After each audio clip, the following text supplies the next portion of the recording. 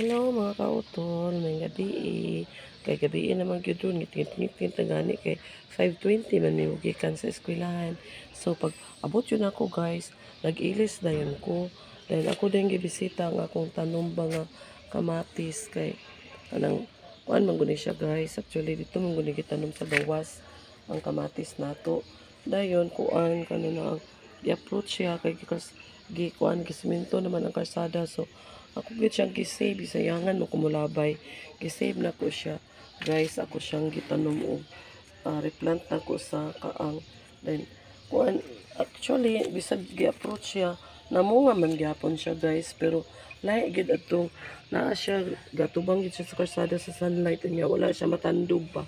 Kay, dali ra kaay na nagkuyang bunga. Pero karon murag, naaman gyapoy bunga, gapamunga gyapon siya. Actually, naman gani gagmay oh.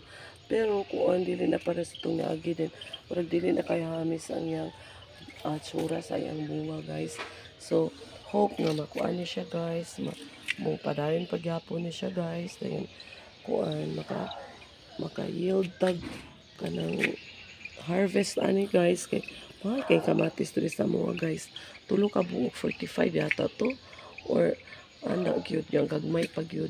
Dayon guys, napod ko gitanom din nga sili. Kani ay, napod siya bunga. Na siya bunga, pero ganagmay lang guys. Kita nyo guys. Ani guys, oh. Na siya mga bunga ang gagmay. Pero actually, gusto ko nga mamunga pag yun siya guys. So kung nga mo ita-advise guys, please comment kung sa'y dapat din mo na ni guys para mabunga siya dagan. Guys, so, siya gagmay bunga.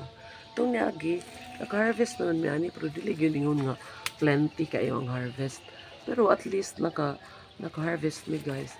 Ang karon nga pamunga siya, pero kuan lang minimal ay ang bunga guys, no?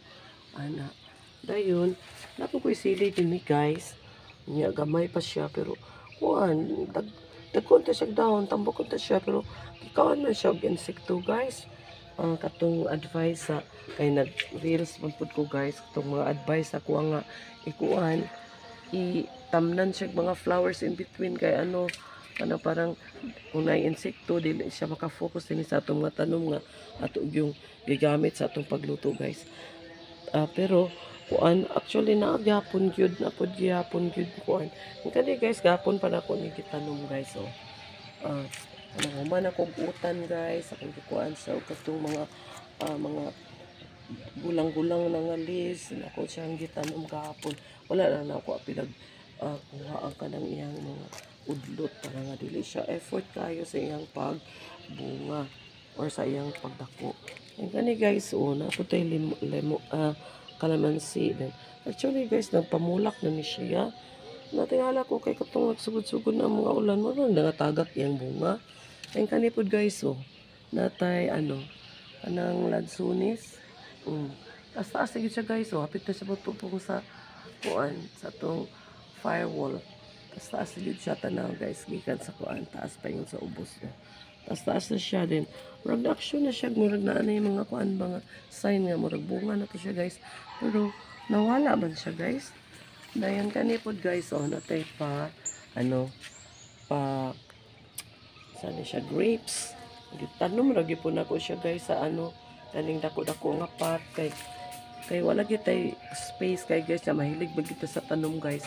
Una siya dayon actually kani ako na siyang baga kay nagdahon and ako man siyang gi-prone kay namaya suggest sa kuha nga aron kuno mamunga siya.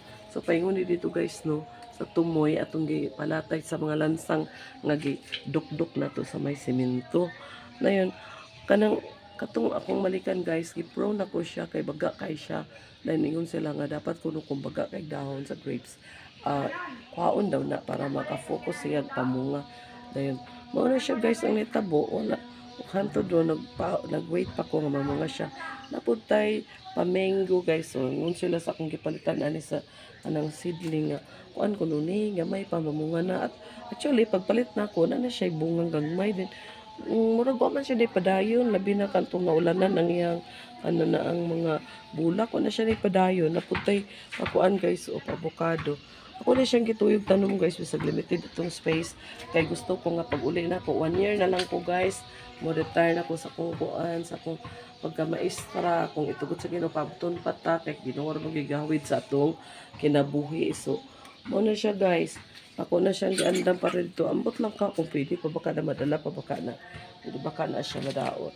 And then napod tayo mga pa-plants kay di ba ningon man to nga ang nag-advise ako nga dapat kuno ko mag-garden ta na po yung mga plants in between kay kuan kanina aron maka ang mga insekto nga didto maadto sa itong mga plants labi na nang para makakaunta guys ng mga plants, mga fruit bearing plants makuan siya dili siya maka-focus didto og kaon ng mga insekto kun dili ana pud sila modapos sa mga bulak guys labi na gid sa mga flowering plant.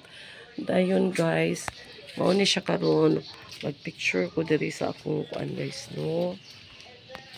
Pero makita ninyo kinsa man ang gatabi diha.